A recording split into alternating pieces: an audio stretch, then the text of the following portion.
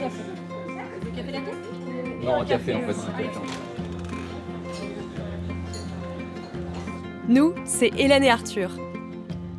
Dans la vie, on a des passions. On joue au volley, pas très bien apparemment parce que cette année, on a perdu tous nos matchs. Arthur adore faire des photos d'oiseaux. Et Hélène est fan de vélo en Bretagne. Sauf quand il pleut et que ça monte. J'en ai marre. J'en ai trop marre.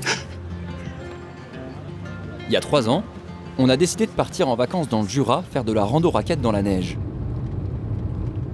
Mais ça ne s'est pas passé comme prévu.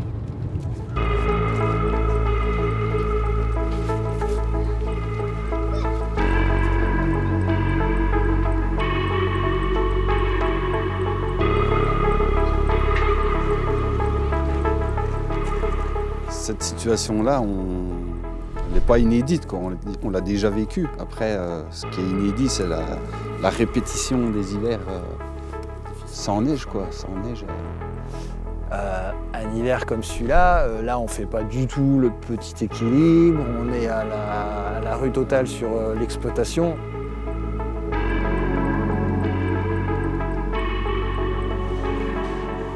Et le manque de neige a aussi un impact sur les employés de la station.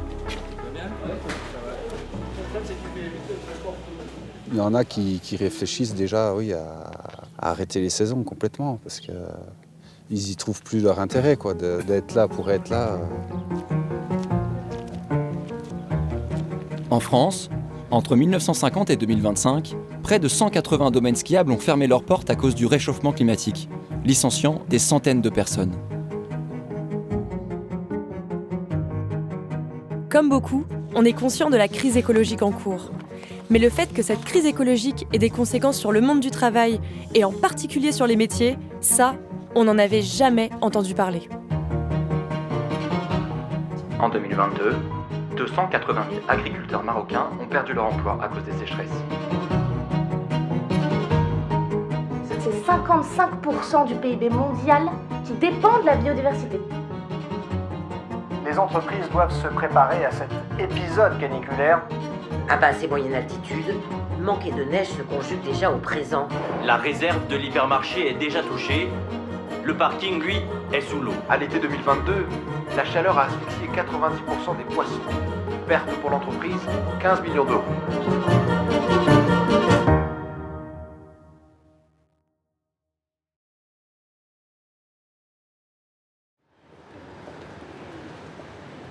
Mais est-ce que c'est toute l'économie qui s'apprête à être bouleversée par les enjeux écologiques ? Pour répondre à nos questions, nous sommes allés rencontrer la sociologue Dominique Méda, experte des transformations du monde du travail. Ce qu'on dit, c'est que les secteurs qui vont être les plus touchés, c'est bien sûr le secteur des énergies, parce qu'il va falloir moins d'énergie fossile, plus d'énergie renouvelable. Le secteur des transports, il va falloir qu'on développe nos infrastructures et qu'on électrifie tous nos usages. Le bâtiment, bien sûr, rénovation thermique des bâtiments, et l'agriculture, qui produit beaucoup de gaz à effet de serre. Donc, on peut penser que ces 4 secteurs-là, ils vont être très bousculés.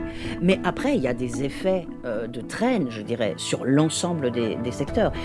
Et je crois aussi que dans tous les types de secteurs, tous les types de métiers, on va avoir à faire des petites reconversions pour à la fois produire différemment, consommer différemment, vendre différemment. Donc oui, je crois que la plupart des métiers vont être concernés. On est sortis troublés de notre rencontre avec Dominique Méda. Si tous les métiers sont concernés, alors pourquoi personne n'en parle ?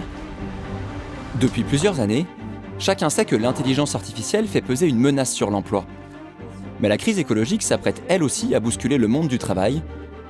Et ça passe complètement inaperçu. Y a-t-il des professionnels qui anticipent les bouleversements à venir et qui préparent leur métier au monde de demain ? Un monde où les ressources sont limitées, où la biodiversité évolue, où le climat est instable. Alors, on s'est lancé dans une grande enquête. Pendant 3 ans, on est parti à la rencontre de celles et ceux qui, dans l'ombre, en ville comme à la campagne, dans les bureaux, les ateliers ou les champs, tentent d'adapter leur métier à un monde qui change. On est aussi allé rencontrer tout un tas d'experts qui nous ont partagé des clés pour agir. On s'est immergé là où on ne pensait jamais aller, au plus près de celles et ceux qui réinventent leur métier. Aujourd'hui, nous allons vous partager ce que nous avons vécu au cœur de la transformation écologique du monde du travail.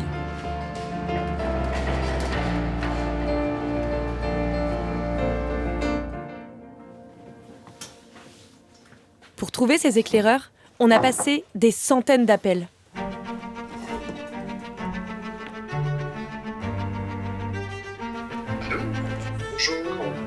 Oui.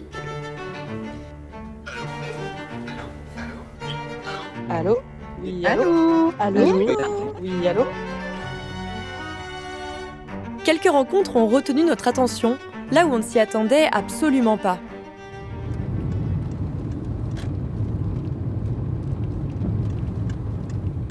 Pour notre première visite, nous sommes allés dans une usine de fabrication de cosmétiques. Alors, je vais prendre vos pièces d'identité, s'il vous plaît.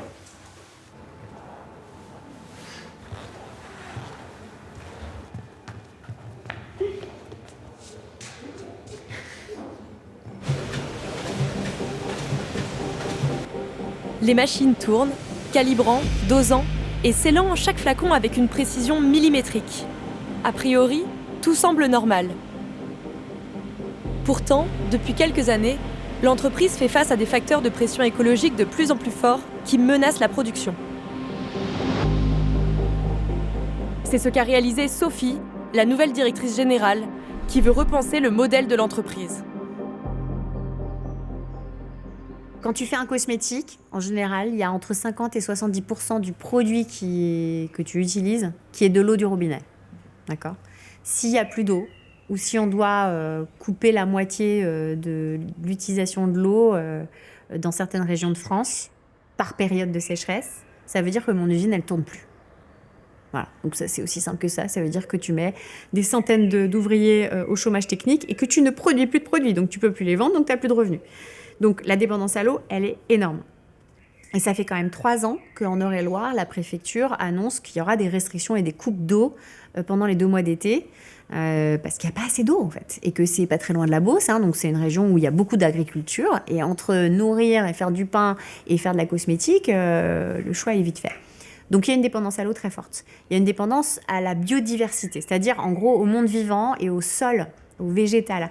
Parce que maintenant, les cosmétiques sont faits à quasiment 98% avec des matières premières végétales. Si la terre devient infertile, parce qu'il n'y a plus de vers de terre, parce qu'il n'y a plus de pollinisateurs, plus d'abeilles, on n'aura plus de matières premières végétales. Tu fais quoi si tu n'as plus d'eau et plus de matières premières végétales pour faire ton cosmétique ? Bah, t'es sale, globalement. Moi, je fais le parallèle. Je pense qu'il y a plein de choses qui peuvent détruire l'emploi dans les années qui viennent. Mais ça va être surtout le fait de ne pas prendre de mesures sur la RSE qui pourraient amener à des crises majeures. Et là, si tu as des crises majeures, tu as des boîtes qui vont mettre la clé sous la porte et là, il y aura de la perte d'emploi.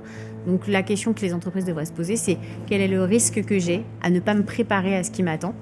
Bah, mon risque, c'est que l'entreprise ne survive pas. Donc tout notre enjeu aujourd'hui, c'est de préparer la survie de l'entreprise. Et après, oui, dans le chemin qu'on va parcourir, il y aura peut-être des moments de crise, hein, ça c'est clair. Nous avons suivi Sophie tout au long de notre enquête. Son plus grand défi sera maintenant d'embarquer avec elle les 1100 salariés pour transformer collectivement l'entreprise.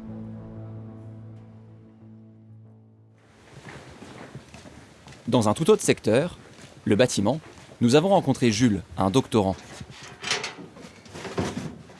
Pour lui aussi, anticiper les pénuries de ressources est une priorité.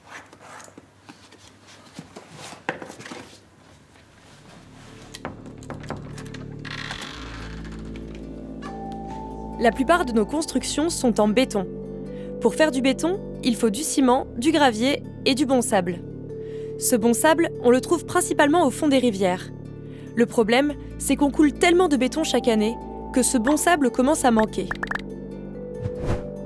L'autre souci lié au béton, c'est que le ciment est un matériau très polluant, si bien que de nouvelles normes réglementent son utilisation. Jules est doctorant au sein d'une petite cimenterie bretonne. Pour faire face à ces nouveaux enjeux, il travaille depuis plusieurs mois sur l'élaboration d'un béton tout à fait unique, le Barbe, pour béton d'argile revalorisé banché environnemental. Son objectif est simple. Remplacer une grande partie du sable et du gravier par de la terre crue, directement issue des chantiers, et substituer le ciment par un autre composant, beaucoup moins polluant. S'il y parvient, son nouveau béton permettrait de répondre à un double enjeu.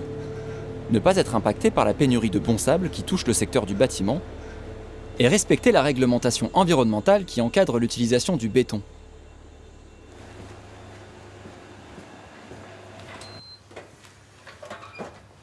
Avec cette terre-là, on est sur la même gamme de résistance qu'un béton classique, mais 4 fois moins polluant, d'un point de vue impact carbone. Quand nous rencontrons Jules pour la première fois, son béton de terre présente de très bons résultats à l'échelle du laboratoire. Mais le plus dur reste à venir, passer à l'échelle industrielle.